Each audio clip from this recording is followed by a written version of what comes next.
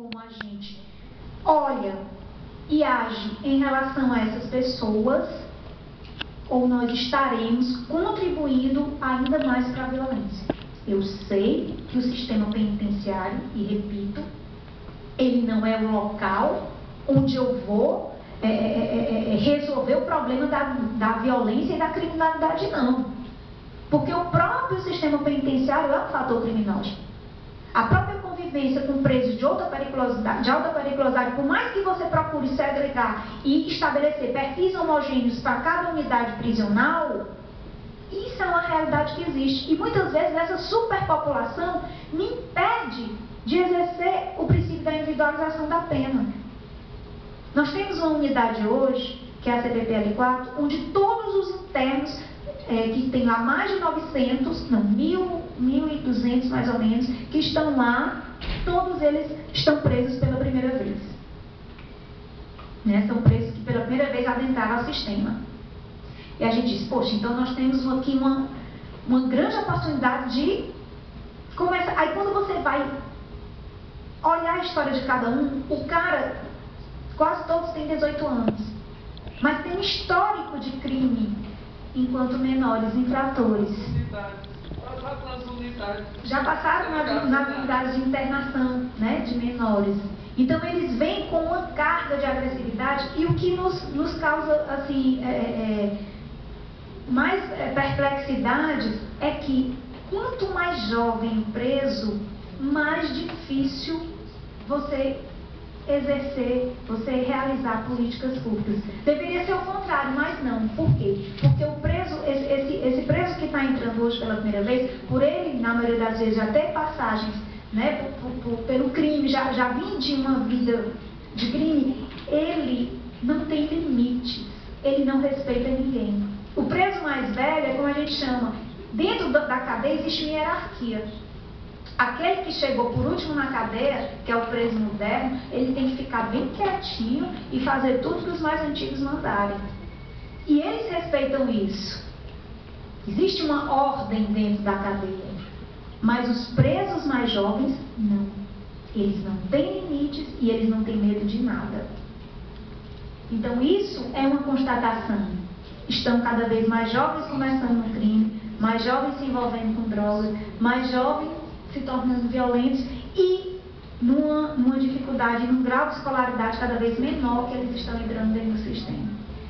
Né? Então, todos esses aspectos são dificultadores da inclusão social.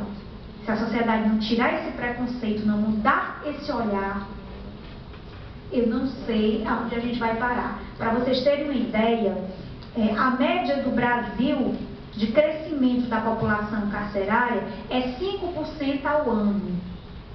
A média do Ceará já está em 10% ao ano.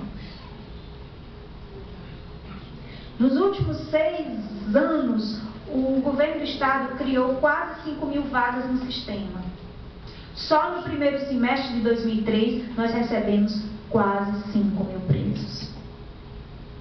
Ou seja, pode inventar, pode construir presídio.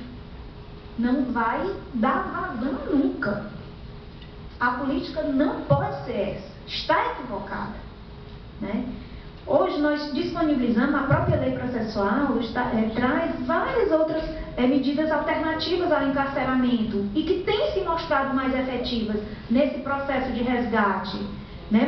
Mas não existe essa sensibilidade ainda, eu acho, dos poderes constituídos de diminuir esse encarceramento. E nem da própria sociedade. Porque você vê que nós estamos aqui no estado do Ceará com 68% de presos provisórios. Presos que ainda não têm uma sentença. Né? A prisão virou regra. Deixou de ser exceção. Porque pela nossa Constituição e pelo Código de Processo, a prisão é para ser uma exceção. Né? Só em casos excepcionais o indivíduo permanece preso. E nós aqui aplicamos isso como regra. Desde o começo de 2012, nós disponibilizamos 200 tornozeleiras eletrônicas para começar esse processo, né, de utilização da tecnologia como alternativa ao encarceramento. Até hoje, só 175 foram usadas.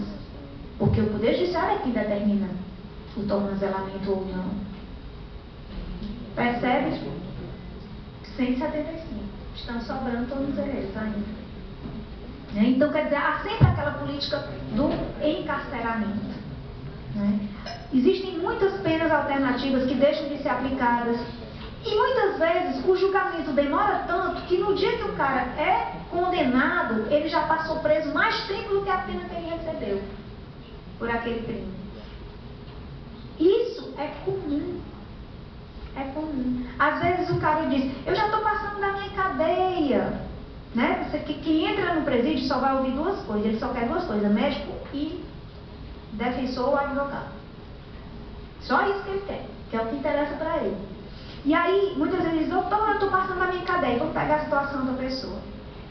Eu digo, meu amigo, você não pode estar passando da sua cadeia, porque você não foi nem condenado ainda. Mas, doutora, o crime que eu pratiquei, qual é a pena? A pena do seu crime é, sei lá, 2 a 4 anos. Pois é, doutora, eu estou preso aqui há 2. Quer dizer, antes, ele nem foi condenado, ele já praticamente cumpriu a pena. Se ele pegar a pena mínima.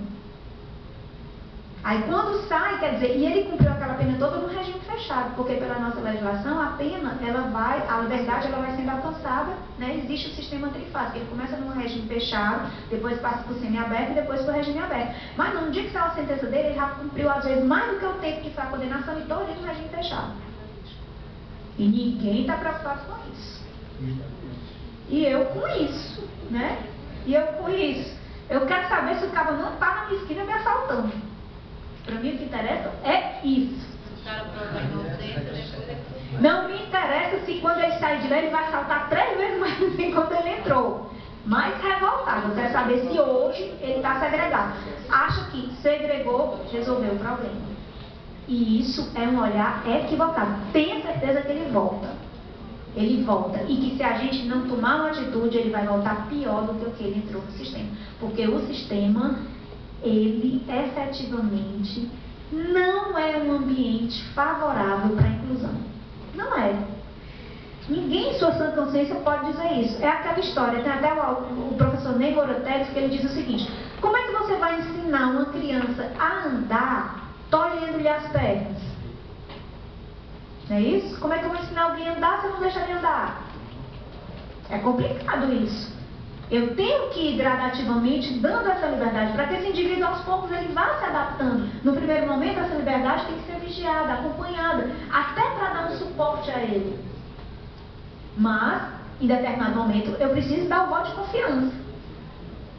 Só que não é isso que acontece, como eu disse para vocês, a Secretaria da Justiça hoje, desse contingente de presos que estão em regime fechado, que é 13.756, nós conseguimos, na parte de educação profissionalizante, não estou falando da educação formal, que é a que o professor Nonato aqui pode até dar esses números para a gente. Na parte de educação profissionalizante e desses projetos que nós temos em parcerias com fábricas, com empresas, com os Correios, com o Copan, que é o Batalhão Ambiental, nós temos presos que já estão no regime semiaberto e que hoje trabalham limpando os parques da cidade. Nós temos o projeto Cores da Liberdade, Maria Marias, que é um convênio federal que capacita mulheres para as mais diversas áreas, como cabeleireira, manicure, costureira, eletricista, porque as mulheres hoje estão querendo sim se capacitar na área da construção civil também, de serviços, elas estão sendo efetivamente requisitadas para essa área, porque por ter uma habilidade de serem mais caprichosas, então elas estão sendo convocadas a trabalhar muito nessa parte dos acabamentos, Nós temos as parcerias com o Centec, como eu disse, com o Pronatec, com o Pronjovem. Uma coisa interessantíssima, hoje nós temos 10 internos, 10 pessoas que estão em regime semiaberto, que estão trabalhando na Casa Cor. Graças a esses projetos que nós conseguimos, como eu estou dizendo, hoje os empresários têm nos procurado e dizendo, olha, eu quero preso para trabalhar na Casa Cor. E aí o retorno que a gente tem são os melhores empregados que nós temos.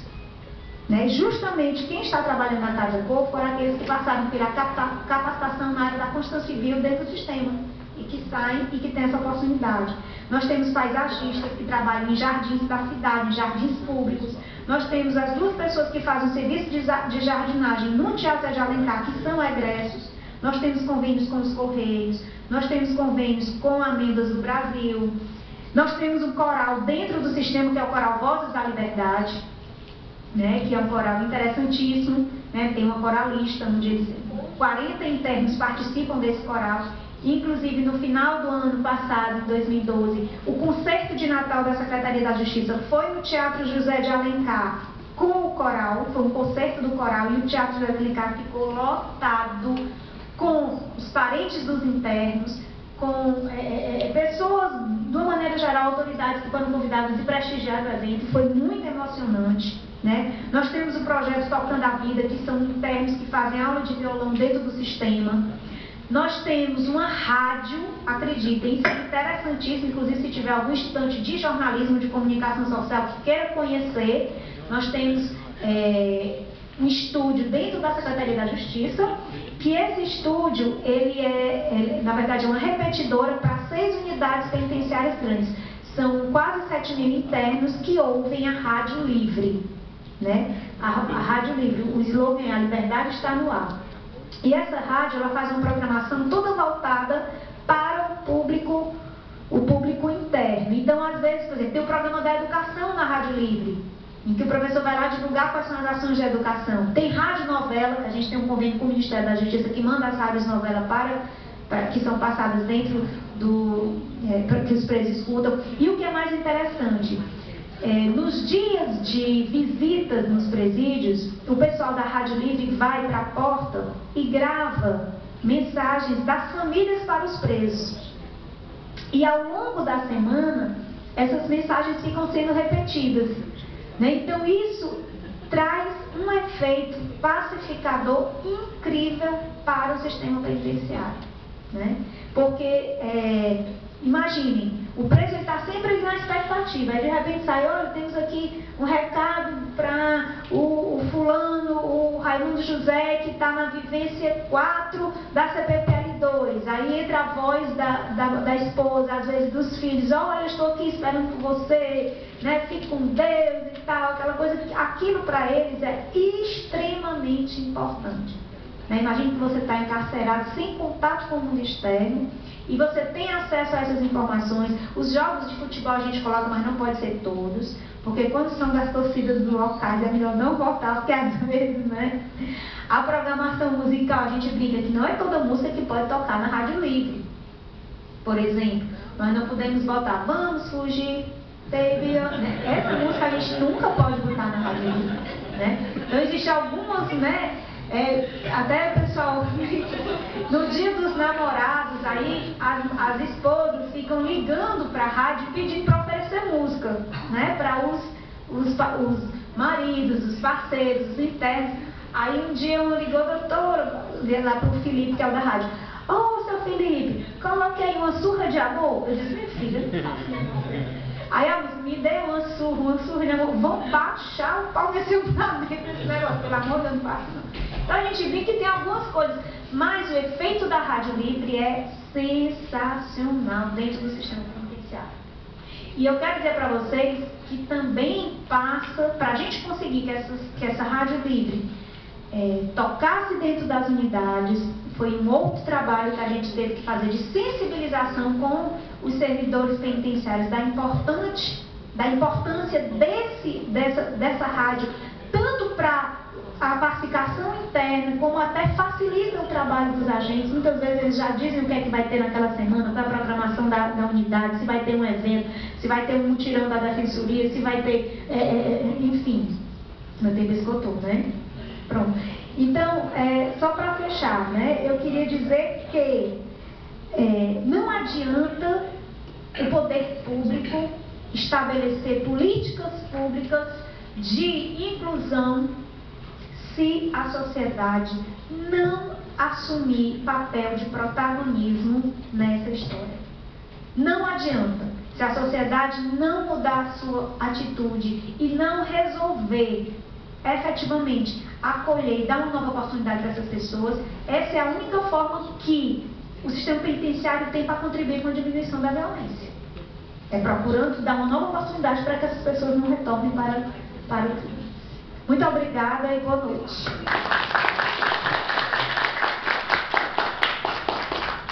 Extrapolou o tempo, mas valeu a pena, né? Muito bom.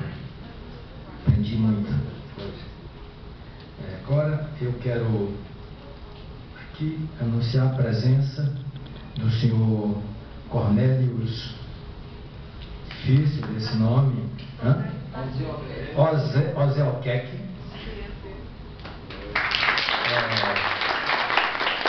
autor do livro Penas Mais Rígidas, Justiça ou Vingança, e coautor do livro Toque de Acolher e Paradoxos do Cárcere.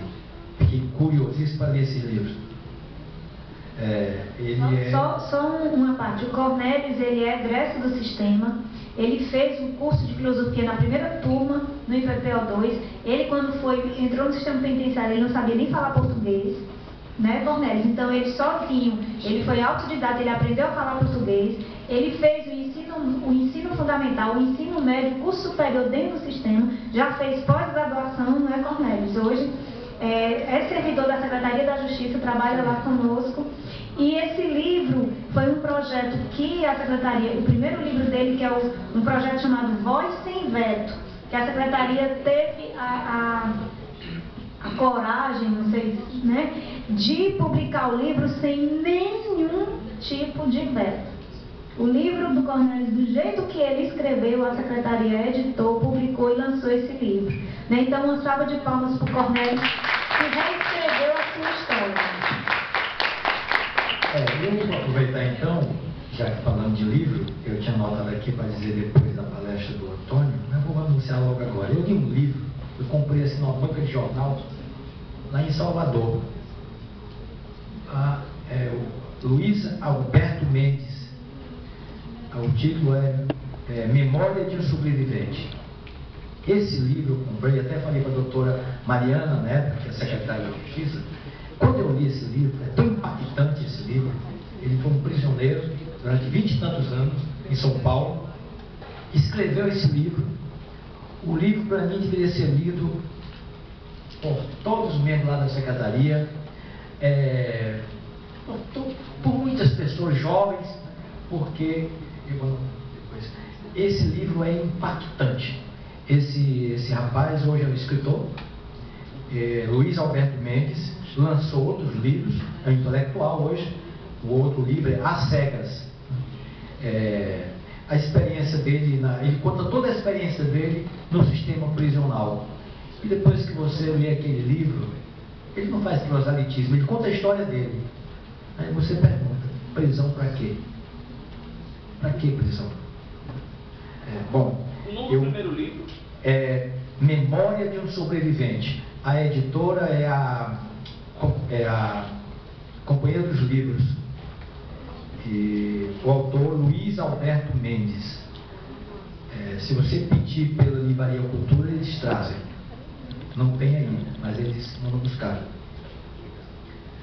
Bom, agora vamos ouvir a palavra de Antônio Rodrigues de Souza, servidor penitenciário, idealizador e orientador pedagógico da Escola de Gestão Penitenciária e Formação para a Ressocialização, que evidentemente vai falar sobre essa experiência, né, Antônio, na área pedagógica, né?